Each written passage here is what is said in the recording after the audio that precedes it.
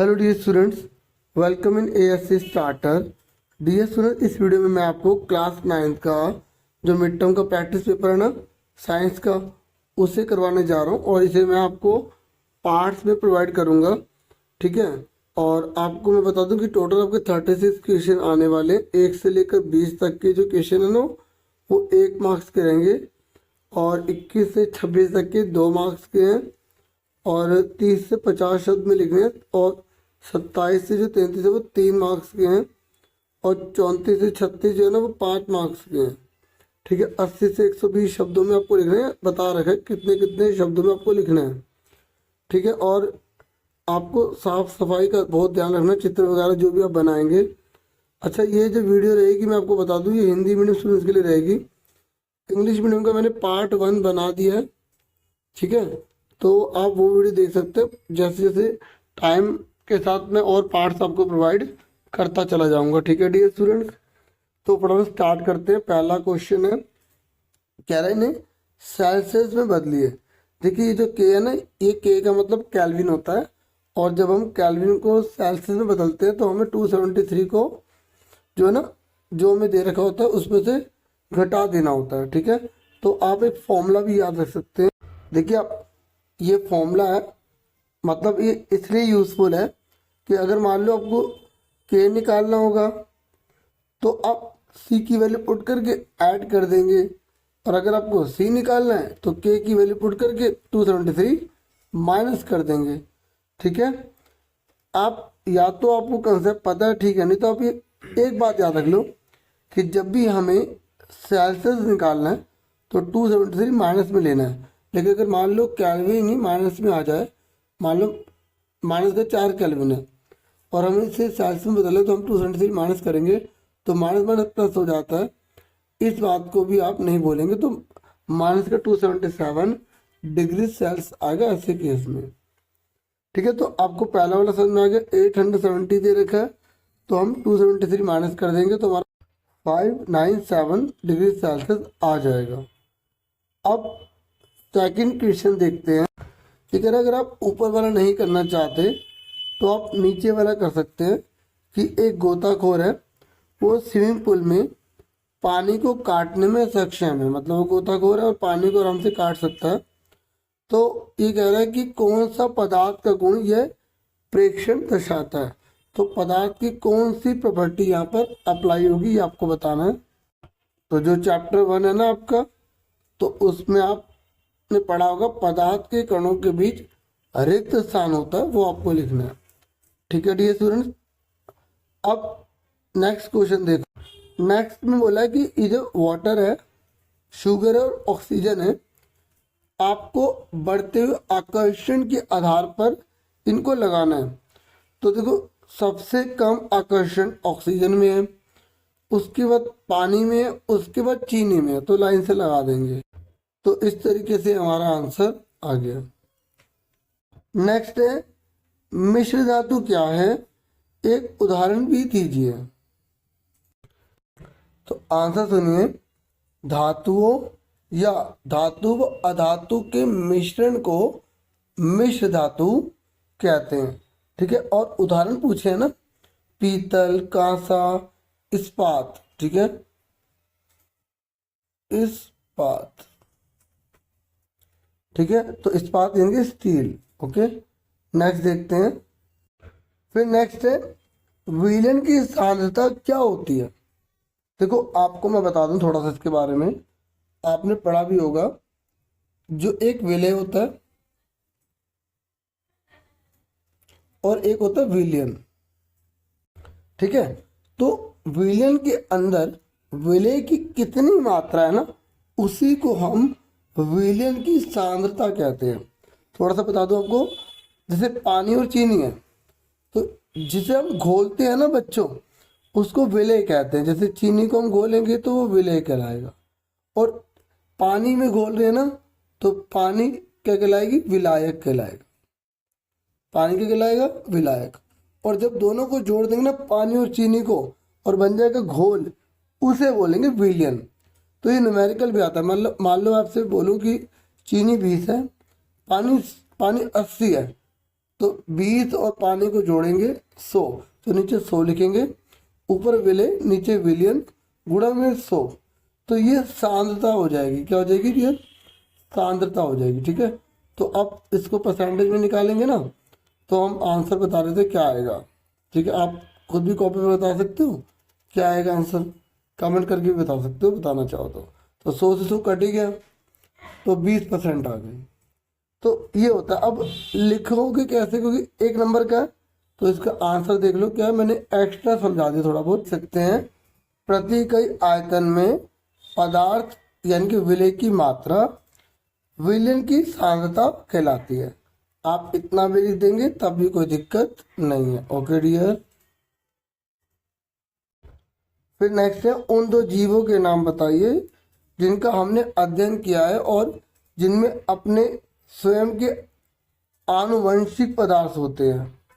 तो आप बताएंगे हरित लवक व माइटोकॉन्ड्रिया।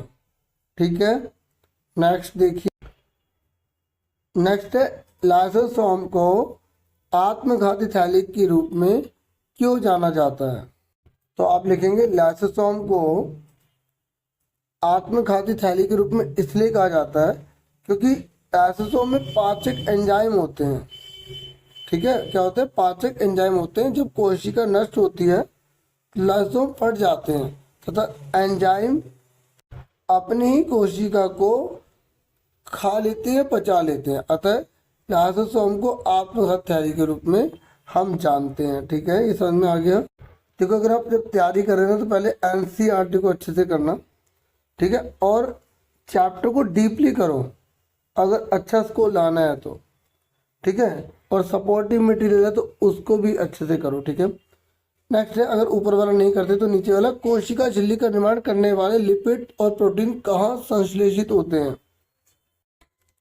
तो आप आंसर लिखेंगे अंतर्द्रव्यी जालिका। ठीक है, इसको इंग्लिश में एंडोप्लाज्मिक रेटिकुलम कहते हैं और आपको इसके दोनों टाइप पता होना चाहिए, RER और SER।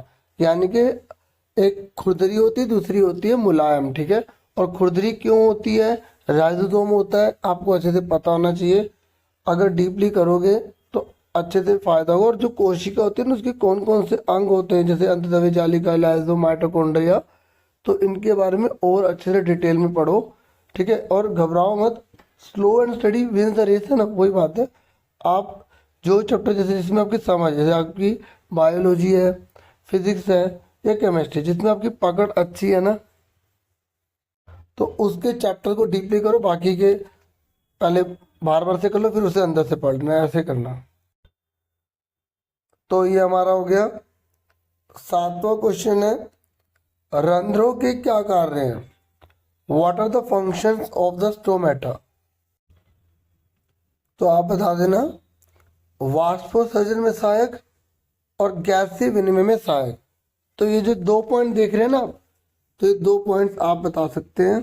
ठीक है, वाष्पोत्सर्जन में सहायक और दूसरा कौन सा, गैसीय विनिमय में सहायक, 1 और 2। फिर नेक्स्ट देखिए, नेक्स्ट है, हृदय की मांसपेशी का विशिष्ट कार्य क्या है।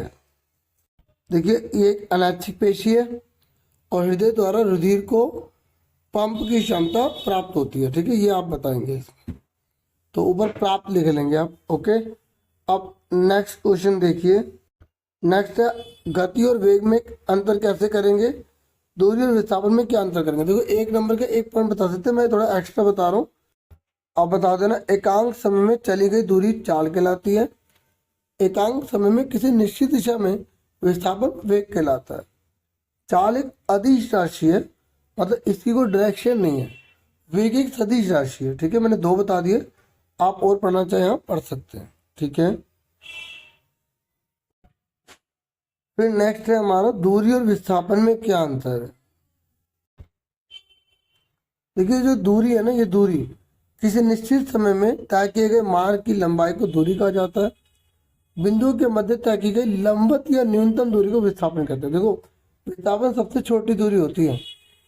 अगर आप गोल घूम के वापस आ गए ना, तो विस्थापन 0 हो जाएगा। ये अदिश है क्योंकि इसकी कोई दिशा नहीं है, ये सदिश होता है क्योंकि इसकी दिशा होती है। किसी वस्तु द्वारा तय किए गए मार्ग पर दूरी निर्भर करती है, किसी वस्तु द्वारा तय किए गए मार्ग पर विस्थापन निर्भर नहीं करता। दूरी सदैव धनात्मक होती है और विस्थापन धनात्मक, ऋणात्मक या शून्य भी हो सकता है।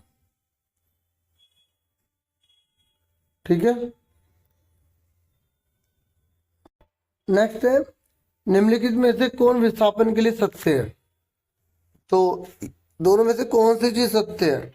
ये कह रहे शून्य नहीं हो सकता, शून्य तो हो सकता है, मैंने आपको दिखा भी दिया। कह रहे इसका परिमाण वस्तु द्वारा तय की गई दूरी से अधिक है, तो ये सत्य है। ठीक है, तो ये ट्रू हो गया। नेक्स्ट देखते हैं, इलामती कह रहे जड़त्व के नियम की व्याख्या कीजिए। आपको ना जड़त्व का नियम बताना है, तो आप ये लिखेंगे किसी वस्तु का वह गुण जो उसकी गति की अवस्था में किसी भी प्रकार के परिवर्तन का विरोध करता है ना, उसे ही जड़त्व का नियम कहते हैं, या वह जड़त्व कहलाता है। ठीक है, या सिर्फ इतना लिख सकते जड़त्व कहलाता है। ठीक है, तो ये हो गया आंसर। ठीक है, थोड़ा बड़ा करो, इसे हल्का सोच सकता आपको बड़ा नजर आ रहा हो। नेक्स्ट है, अथवा यदि क्रिया हमेशा प्रतिक्रिया के बराबर होती है तो बताएं कि घोड़ा एक गाड़ी को कैसे खींच सकता है। आप बोलेंगे जब घोड़ा गाड़ी के साथ आगे बढ़ता है तो पैरों से पीछे की ओर पृथ्वी पर बल लगता है, इसके विपरीत बराबर व विपरीत दिशा में गाड़ी पर आगे की ओर बल लगता है। ठीक है, और इसी कारण जो है ऐसा होता है। तो ये मेन मैंने पूरा आपको बता दिया। ठीक है, उसके बाद नेक्स्ट देखते हैं। नेक्स्ट है, किसी वस्तु के संवेग से आप क्या समझते हैं? इसका ऐसे मात्रक क्या है? किसी वस्तु के द्रव्यमान व उसके वेग का गुणनफल संवेग कहलाता है। ठीक है, फिर हमसे पूछा कि इसका ऐसे मात्रक क्या है, तो बताएंगे ऐसे मात्रक किलोग्राम मीटर पर सेकंड है। देखो संवेग का आपको फॉर्मूला भी पता होना चाहिए। जो उसके अंदर की मात्रा है ना, मतलब जो उसका द्रव्यमान है, उसको उसके वेग से मल्टीप्लाई करोगे तो आ जाएगा। ठीक है, ये अभी नीचे वाला हम अभी दिखाता हूँ, आपको बताता हूँ। ठीक है, पहले ऊपर वाला क्लियर हो गया। नेक्स्ट है, एक पृथक प्रणाली में जहां कोई बाहरी बल नहीं है, कुल संवेग का क्या होता है? तो आप इतने आंसर लिखेंगे, संवेग संरक्षित रहता है। ठीक है, मतलब कांस्टेंट रहता है वो। देखिए क्वेश्चन है, जैविक खेती से आप क्या समझते हैं? जैविक खेती कृषि की वह विधि है जो संश्लेषित उर्वरकों एवं संश्लेषित कीटनाशकों के अप्रयोग या न्यूनतम प्रयोग पर आधारित है तथा जो भूमि की उर्वरा शक्ति को बनाए रखने के लिए फसल चक्र, हरी खाद, कंपोस्ट आदि का प्रयोग करती है। मतलब कहने का है कि जो कीटनाशक, जो केमिकल वगैरह होते हैं ना, उनका प्रयोग नहीं करती, नेचुरल चीज़ों का प्रयोग करती है। उसे बोलते हैं जैविक खेती या जैविक कृषि। अब नेक्स्ट है, ये 14 से लेकर 16 तक है, अभिकथन वाले हैं बच्चों। ठीक है, और जो कारण वाले होते हैं वो हैं, फटाफट करते हैं। तो यहाँ पर बता रखा है कि आपको टिक किस प्रकार करना है, इसके बेस पर। ठीक है, तो मैं आपको बता दूं, देखो एग्जाम में भी अगर आएगा ना, अगर दोनों के दोनों ट्रू होंगे और सही व्याख्या होगी तो ए पर टिक करना होता है। दोनों सही होंगे लेकिन व्याख्या सही नहीं होगी तो हम बी पर टिक करेंगे। आप कहेंगे दोनों सही कौन से? देखो दो चीज़ें होती हैं, एक होता है अभिकथन, दूसरा होता है उसका कारण। तो हमें ये देखना पड़ता है, नीचे देखोगे समझ जाओगे। अगर पहला वाला सच है दूसरा वाला गलत है तो सी टिक कर दोगे, पहला वाला गलत है दूसरा वाला सही है तो आप डी पे टिक कर दोगे। तो यहाँ बोला गया 14वें में मुर्गी पालन घरेलू मुर्गियों को पालने के लिए किया जाता है। तो ये ट्रू है फॉल्स है? देखो मुर्गी पालन सिर्फ घर की मुर्गियों को पालने के लिए थोड़ी करते हैं, तो ये तो फॉल्स है। लेकिन कह रहा है मुर्गी पालन के उत्पादन में अंडे का उत्पादन, मांस के लिए ब्रॉयलर का उत्पादन शामिल है, तो ये बिल्कुल ट्रू है। ठीक है, तो जब पहले वाला फॉल्स दूसरे वाला ट्रू होता है तो हम किस पर टिक करते हैं? डी पर टिक करते हैं। ठीक है, क्योंकि पहले वाला फॉल्स दूसरे वाला ट्रू, तो हम डी पर टिक करेंगे। तो इसके आंसर में आप डी लिखेंगे। फिर नेक्स्ट है, पदार्थ की अवस्थाएं अंतर परिवर्तनीय होती हैं। मतलब जैसे पदार्थ की अवस्था ना वो चेंज हो जाती हैं। हाँ, अगर बहुत सी चीज़ें से चेंज होती हैं तो कह रहे क्या इसका कारण ये है कि तापमान या दबाव को बदलकर पदार्थ की स्थिति को बदला जा सकता है। हाँ, इसका कारण यही तो है। तो ये दोनों बातें सही हैं और नीचे व्याख्या भी सही दे रखी है, तो इसका आंसर हम ए पे टिक कर देंगे, ए फॉर एप्पल। क्योंकि ए पे तब टिक करना होता है जब दोनों सत्य होते हैं और व्याख्या भी सही होती है। तो इसका तो हमारा डी था, इसका हमारा ए आ गया। नेक्स्ट है पदार्थ छोटे छोटे कणों से बना होता है। सही बात है, हमारे आसपास का पदार्थ 3 अवस्थाओं में मौजूद है। हाँ, ये भी ठीक है, पर क्या ये बताओ कि छोटे छोटे कण 3 अवस्था में होने की वजह से होते हैं? ऐसा तो कोई रीजन नहीं है। इसलिए ये दोनों ट्रू तो है लेकिन व्याख्या सही नहीं है। तो जब बच्चों दोनों ट्रू होते व्याख्या सही नहीं होती तो हम बी पे टिक करते, तो इसका आंसर जो हमारा बी निकल आएगा। ठीक है, अब 17 से 20 में मैं अगले पार्ट में आपको वीडियो प्रोवाइड करूंगा। Thank you for watching and listening carefully. Take care dear students.